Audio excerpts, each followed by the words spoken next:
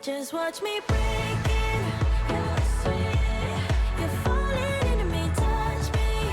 I swear. You would do anything that I want. Hello you guys, and welcome back to the channel. So for this video, I thought I'd give some tips on how to reach your first 100 subscribers on a gaming channel. Now, gaming channels are one of the hardest channels to grow, but it doesn't have to be that way. So I have some notes and we're just gonna go off of those. The first thing you have to keep in mind is uploading consistently. You have to pick a schedule that you know you can stick to. To me, it doesn't make sense to try to upload every day. In the end, it's hard for you to commit to it and you start missing days. Instead, pick something that you know you can stick to. So if you have to go to school or you have to work, I would say maybe upload 2 times a week, 3 times a week, once a week. I would try that. And then when you get a break from school or work, then bump it up if you want throughout the duration of your break. Because keeping that activity up on your channel is crucial. Because believe me, I've tried it. In the past, I took a break for a month and it was harder for me to get back into the game by the break being so long, and if people aren't clicking and watching, that hurts the ranking of your videos. The next thing is networking. Look for groups, forums, and social media to network with other YouTubers who share the same interest as you do. Your best bet is looking for gaming groups or gaming forums, or following some small gamer channels on Facebook or Twitter or Instagram. Watch, like, comment on some people who make gaming videos, and maybe they'll check you out in return. The next thing is good editing. Good editing is key. Remember, it's hard to grow a gaming channel, so you have to think, what makes you stand out from the other people on YouTube? Could it be your edits? Like, take Call Me Kevin for example. People can say they like him because he has funny edits in his videos, or he tells funny jokes. So you gotta ask yourself, what can you do that makes you a bit different from other gaming channels? I can say I do funny edits with Roblox, like if I lost footage or if my mic wasn't on, if the video wasn't as interesting as I thought, I can just take it and do a funny edits, and then the people can be like, oh, I like this. I kind of feel weary about is if you get stuck at a boss and they just show the whole thing instead of editing out up until where they lost at the boss fight. Something as small as that can take you a long way on your channel. Or if you're trying to find the door and they don't want to see you walking around for 20 minutes trying to find the door, so instead edit out up until when you finally find the door, as an example. Just something small like that can take you a long way. The next thing is have something different. I have explained in previous videos why I'm kind of against only having one topic on your channel, because to me it could be harder to do that. Like if you only do Let's Plays, it could be hard to do that compared to the other channels out there playing the same game as you. So that's why I'm for adding in a mix, whether you do reviews, funny moments, tutorials, or if you like to play The Sims, a speed build or a tutorial, or challenges, or advice on how to beat the challenges. You're still a gaming channel, but you just do more than just Let's Plays. And I believe I said in the other video about 50 subscribers how on a previous channel a person said I needed to be direct on one topic. But what they don't understand is that nowadays it's kind of hard to grow only doing one thing. You gotta think about, what if you run out of ideas? Or if you review products? What if your money runs low? Or what if something comes out that you're not interested in? Gaming is my main niche. You can have subcategories on your channel. Like, gaming is the main topic. Let's Plays is one subtopic. Funny moments is another subtopic. gaming tutorials or tutorials that can overall connect to helping a gamer, that's my sub category. So gaming is my channel. Maybe covering indie games is a subcategory. Covering story games is another subcategory. You get the idea. You gotta ask yourself what's unique about your channel. And that's the one reason why I decided to start adding new things. Because when I was only doing Let's Plays, and somebody would say, what makes you different than the rest? I'm like, okay, I have no idea. But by me adding different things, I can say, well, I do funny edits for Roblox, or I do tutorials that I feel could help a gamer. For instance, if I want to make a tutorial on how to speed up your laptop, it can be related to gaming, because if you have so much stuff taking up the power, it could affect how games perform. I make the video and they be like, oh, okay, this boosted my frames per second, thanks.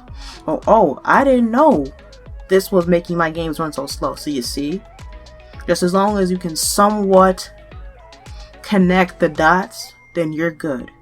If you can't connect those dots, you gotta do some reevaluating, but as long as you can connect those dots, you're good. Take a break every now and then. I see a lot of people posting in small YouTuber groups that they're getting discouraged about their channel. This is why I'm for scheduling a break. But unlike just leaving your channel completely inactive for 1 month, 2 months, however long you make the break, how about cut down your uploads? So for example, if you want to take a break and let's say you upload 5 days a week, instead cut your uploads down to maybe 2 times a week or once a week, instead of just making your channel completely inactive for the period that you're gonna be gone. Because like I said, you don't want to just leave your channel inactive like that, because if people aren't clicking and watching, that could hurt the ranking, and then when you come back, it could be harder to get your viewers to notice that you're back. I'm just saying you have to do this forever, but at least until you develop a following, so where people will remember you. Just like PewDiePie, he could take a break for a year and then come back. It's like Leafy, he was gone since 2016. He was able to come back no problem because he's known and he has a following. But personally, even if I had 10 million followers, I would still cut down my uploads, because I don't like leaving my pages completely inactive. I just don't like that. I like having some activity on them. Thumbnails. Thumbnails are another key thing. I admit I suck at thumbnails. But what I try to do is see how I can improve the style. So for Roblox, I found a style where I put my avatar in the thumbnail and take a screenshot from an interesting part of the game. Now I learned that I can render my Roblox avatar, pose it how I want, and bam. And I saw that when I rendered my avatar, it looked a little bit more realistic. And I can Photoshop different faces on my avatar to fit the expression. So if I'm playing a scary horror Roblox game, I put like a scary expression on my avatar's face, and I feel that can draw people in. That's a style that I can stick to. That's a style that I like. But the point is, when you pick a thumbnail style, you have to stick to that style, because that is your brand, and that is how the viewer will recognize you. So when somebody sees my avatar in the thumbnail for Roblox, they'll know it's me, because I got them accustomed to that style. I'll avoid mixed content. Now what I'm talking about is, let's take a beauty channel. There's a far line between a makeup channel just converting to reviewing other things like skin cream or lotion or shampoo or lipstick or whatever relates to staying pretty, versus all of a sudden posting a video of them taking their car to the repair shop, or posting about how to change a car battery. That's what I'm saying. I cannot connect that to beauty at all. However, if there is more to keeping up your looks than spending 2 hours putting on makeup, you think, what other ways can I expand my channel for people who are into more natural things like taking supplements or diet, and then you make videos about that. That's okay, because there are a lot of essentials to keeping up your looks besides spending hours putting makeup on. Then you're making your channel more inclusive for viewers who might not want to spend hours putting on makeup but might want to change their diet or add something into their lifestyle that can improve themselves. That's what I'm all about, inclusion, making your channel inclusive for other people. So that's why I don't want to just only stick to one game, because it could be hard finding people interested in that game.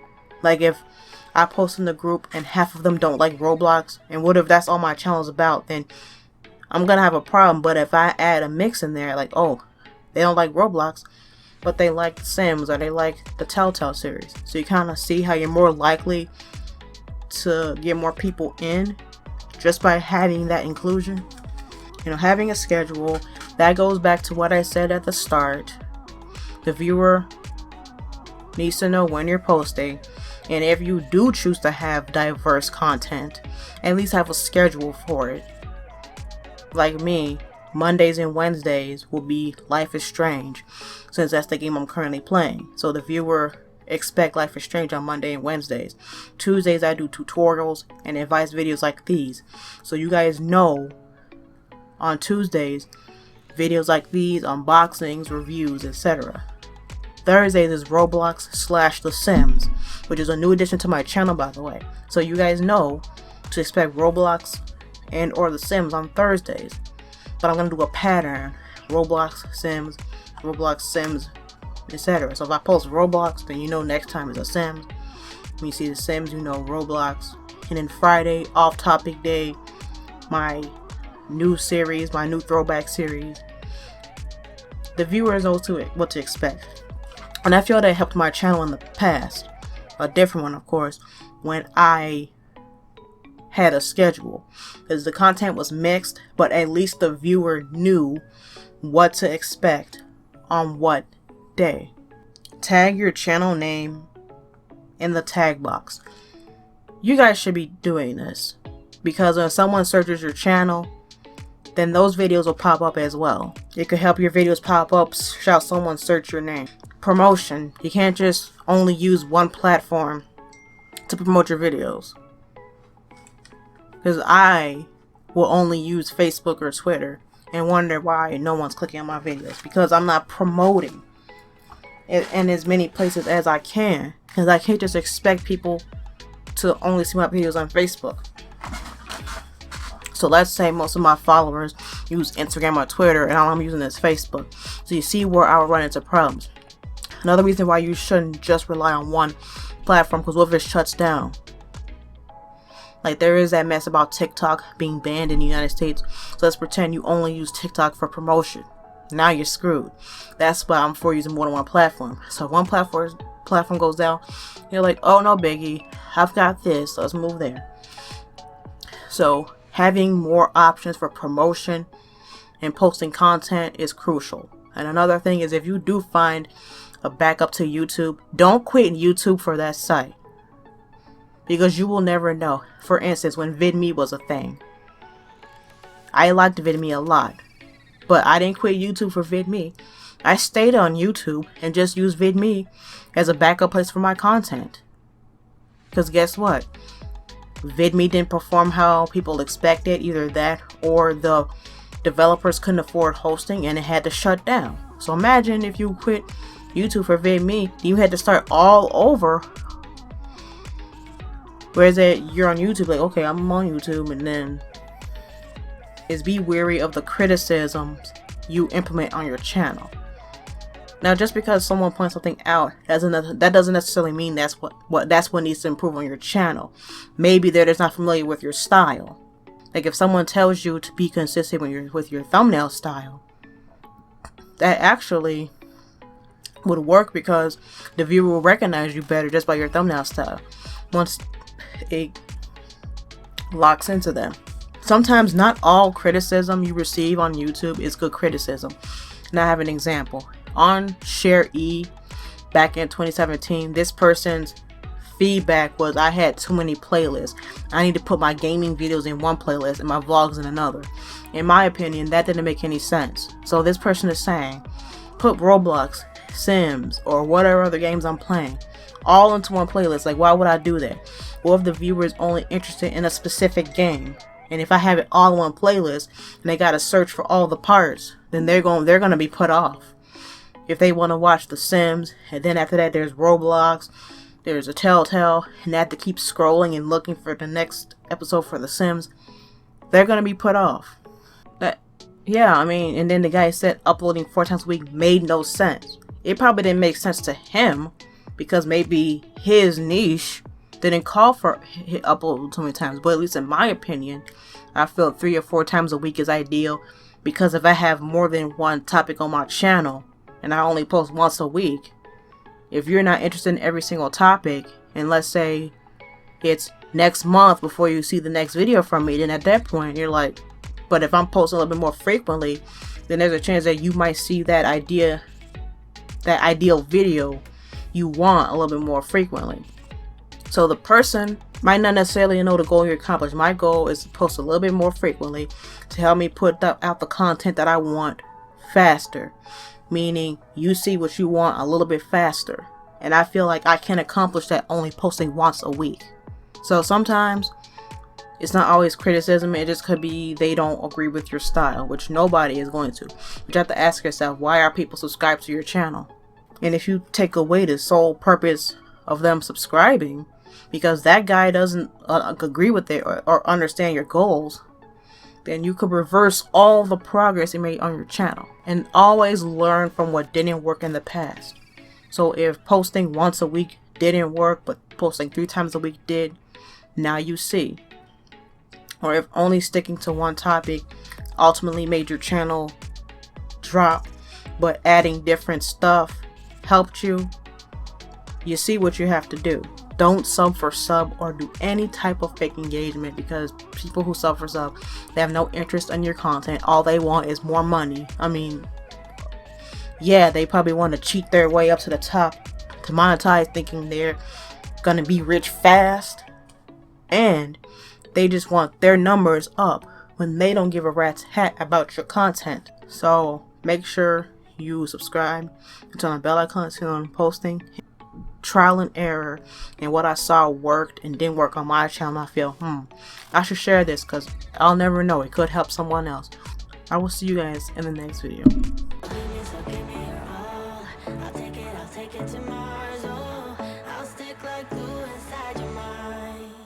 Just watch me break it.